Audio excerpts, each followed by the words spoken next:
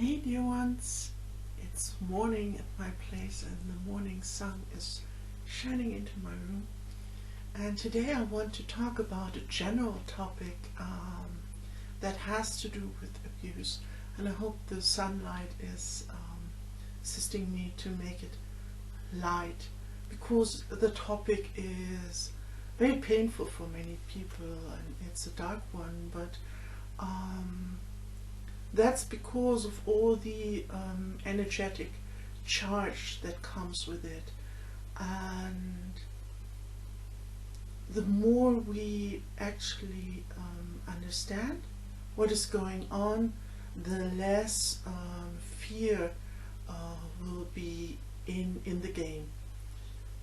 That is one of the reasons why I think it is really useful if me or other people are sharing about it in a way that isn't dark and scary, but trying to bring in the knowledge and the information, but not going too dark. Yeah. Okay. Although this topic today is the hierarchical model, the structure of the pyramid, that is actually the core of abuse. It is the hierarchical model brings abuse with it. That's just quite normal, because if you have someone above and someone below, there will be abuse. The person will take advantage of the other person. That's just the way it is. And I wanted to make this a general video, not just about the topic of spiritual abuse, because the hierarchical model actually goes for every and any kind of abuse. And people are not aware that our whole system is an abusive one. Everything here in the way society is formed is actually kind of abusive because of the hierarchical model. If you are just in business, if you are the only person who is offering a service and everybody needs the service, you will set your prices very, very high, or at least 99.999% of people will do it this way, because very few people have actually a consciousness that can actually deal with such a situation and still be in a mindset that they think they are in service to others, and will not take advantage of such a position. Most people will take advantage of their position high up in the ranks. Okay. And all kinds of abusive behavior is occurring in everything that is very, very hierarchical. Just because the people who are below, they are dependent on the person who is above them in the hierarchy. And so whenever you have this master and servant situation, and that is coming back to the spiritual abuse also taking place in the whole teacher guru setup, where you have one person, he is the one or she is the one who knows it all and who is not questioned and will not take it lightly if he or she is questioned. This is something how you can test someone if they are really on your level. Then they will not try to dominate you, or you will be allowed to question them without them behaving defensive or be getting angry or putting you down or something like that.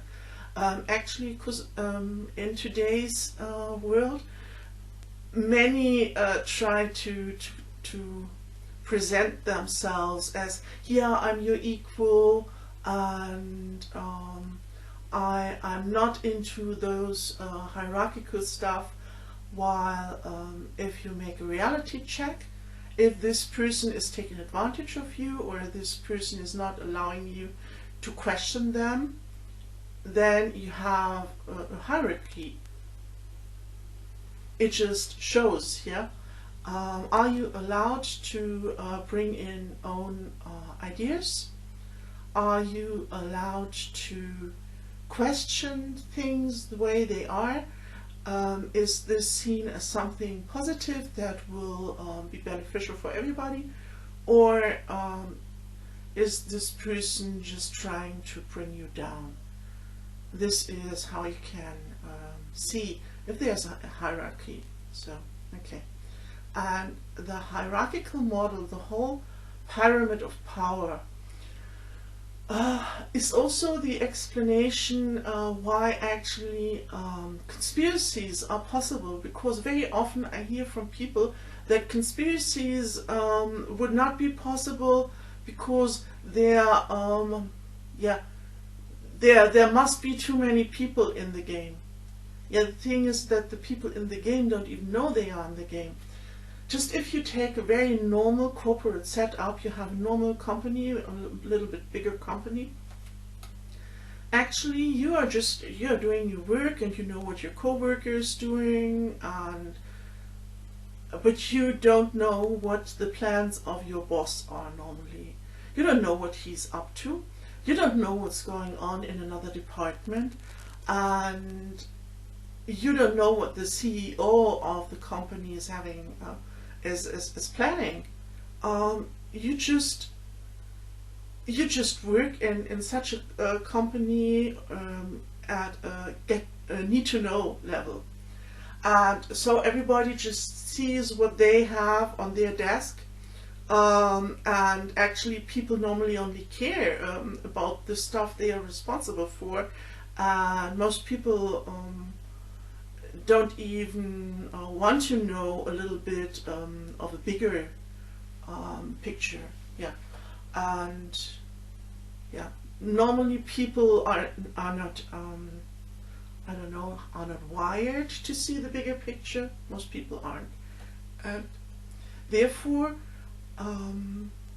conspiracies are possible if people just don't know what they are doing. And yeah, every company is actually a proof for that, because if you take a company like, for example, Amazon,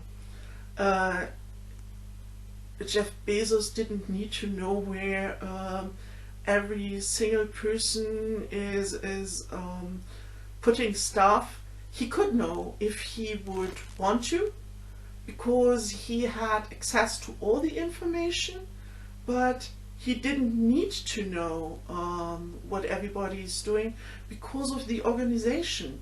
Every department is organized so they will work together for a bigger plan that they don't even know themselves. This is how the hierarchical model is working, and this is also how how actually conspiracies are possible, because you don't know what's going on. And therefore also very often people are not aware actually that they are enablers of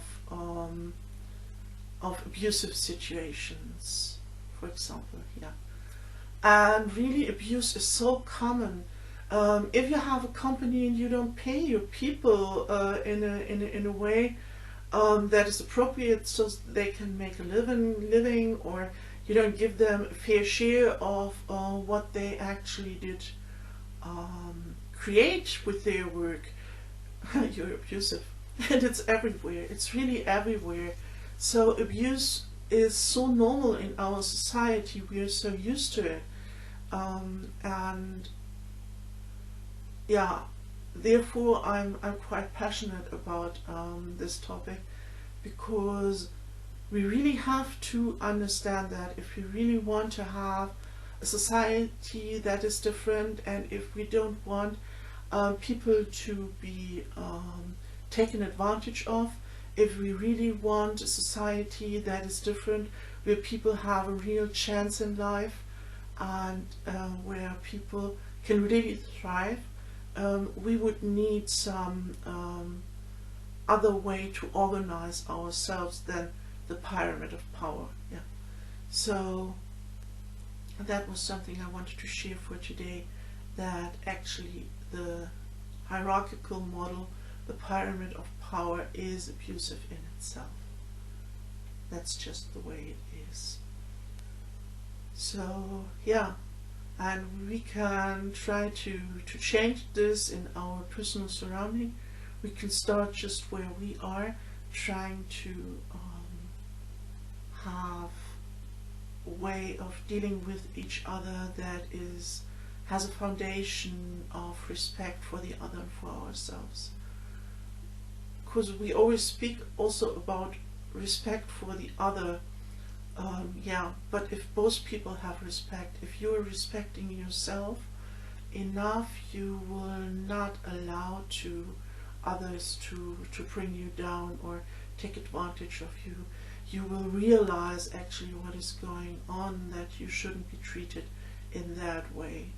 And if you have this attitude that you deserve to be treated respectful, actually in most cases this is actually working, because people, even the ones who seem to know nothing about energies, people read your energy all the time.